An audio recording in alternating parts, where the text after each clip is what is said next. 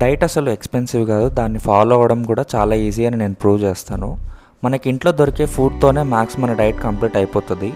మీరు నా 3 మీల్స్ గమనిస్తే మోస్ట్ ఆఫ్ ద మీల్స్ అన్నీ రైస్, ఓట్స్, చపాతీ ఈ మూడింటితోనే మేనేజ్ చేస్తాను. అందరూ అనుకుంటారు రైస్ ఎక్కువ తింటే లావ్ అయిపోతాము, తక్కువ తినాలి, అది కంప్లీట్ స్కిప్ చేసేయాలని. బట్ అది 100% నిజం కాదు.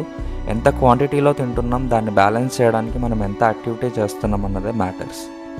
కార్బ్స్ కోసం మీరు రైస్ కాకుండా చపాతీ కన్జ్యూమ్ చేయొచ్చు. పొటాటోస్ మంచి ఆప్షన్. స్వీట్ పొటాటోస్ కూడా తినొచ్చు. ఇవి మీకు మంచి ఫైబర్ కూడా ఇస్తాయి. ఫర్ ఫైబర్ మీరు మీల్స్లో ఖచ్చితంగా వెజిటేబుల్స్ ఇంక్లూడ్ చేసుకోండి. For example carrot, cucumber, capsicum, broccoli, beans, all other kinds of veggies మీరు ఇంక్లూడ్ చేసుకోవచ్చు. Coming to the most glorified macronutrient, protein.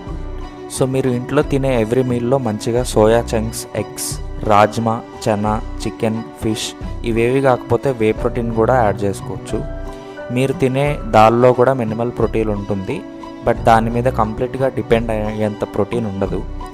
మీకు హెల్తీ లైఫ్ స్టైల్ కావాలి, ప్రాపర్ మజిల్ ఉండాలి, ఫిట్ ఉండాలి అంటే జిమ్కి వెళ్ళి వర్కౌట్స్ ఎవరైనా చేస్తారు.